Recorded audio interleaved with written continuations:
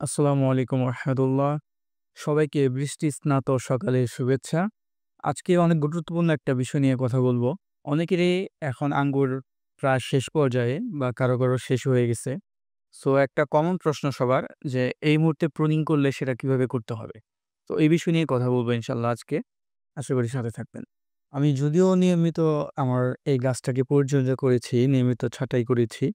তারপরেও দেখেন এখানে কিন্তু বেশ কিছু গ্রোথ নিয়েছে, নতুন গ্রোথ। তো আঙ্গুর গাছের কেউ ২ বার ফল নেয় বছরে। আবার ইন্টারন্যাশনালি আমি যেটা বেশি প্র্যাকটিস দেখতে পাই সেটা হচ্ছে বছরে ১ বার ফল নেওয়া, যেটা শীতের মধ্যে নেয়। তো আমরা ২ বারের জন্য প্রস্তুত করছি না। আমরা এটা ১ বারের জন্য প্রস্তুত করছি। খেয়াল করলে দেখবেন যে মাত্র ২-৩ টা করে বাট রেখে আমরা এই লাস্ট শীতের মধ্যে আমরা এটাকে প্রুনিং করে দিয়েছিলাম। তো এইটাকে শর্ট প্রুনিং বা স্পার প্রুনিং বলে। এই যে ছোট যে ডালটা দেখতে পাচ্ছেন এটা হচ্ছে স্পার।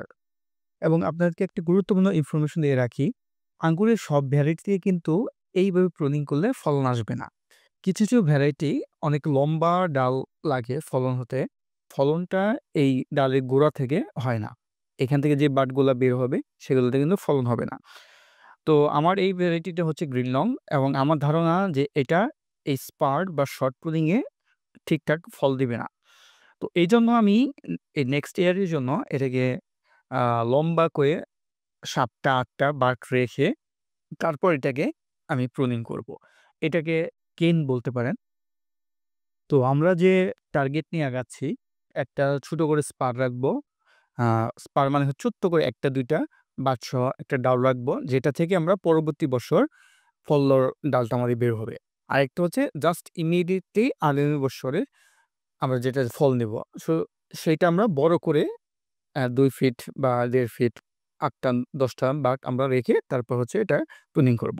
তো এই টার্গেট নিয়েই দেখেন আমরা আমরা কিন্তু যেটা করেছি, আমরা হচ্ছে এইটাকে একটা নির্দিষ্ট হাইট পর্যন্ত আমরা ২-৩ ফিট পর্যন্ত গিয়ে এটা কিন্তু আমরা গ্রোথটাকে থামাই দিয়েছি। এখানে কিন্তু আমরা প্রুনিং করে দিছিলাম।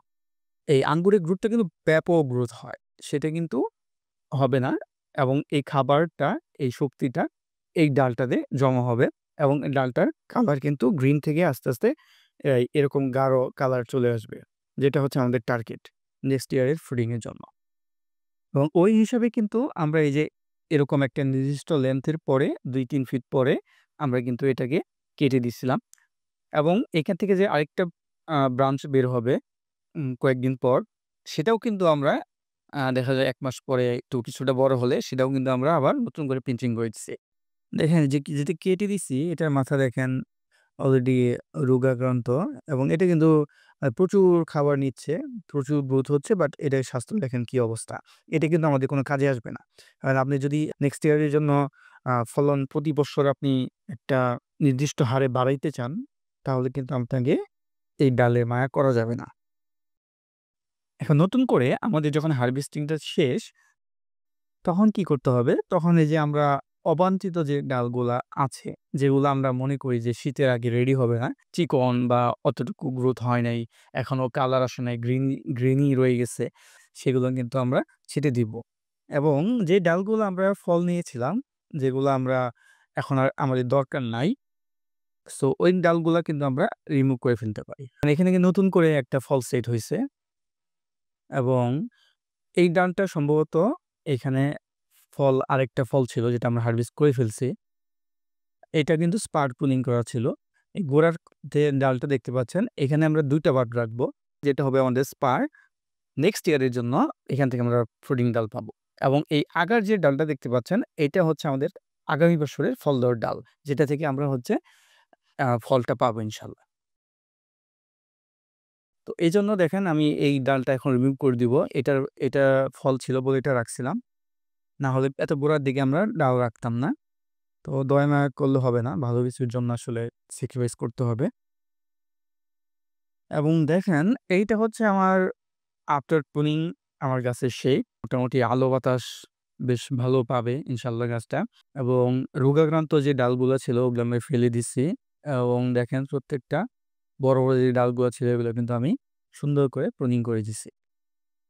তো আশা করি এভাবে ইনশাআল্লাহ আপনাদের ফল নেওয়ার পরবর্তী পরিচর্যা বা প্রুনিং করতে পারবেন। ইনশাআল্লাহ পরবর্তীতে আবার হয়তোবা কখনো কোনো ইনফরমেটিভ ভিডিও নিয়ে আসবো। সে পর্যন্ত ভালো থাকবেন। আল্লাহ হাফেজ।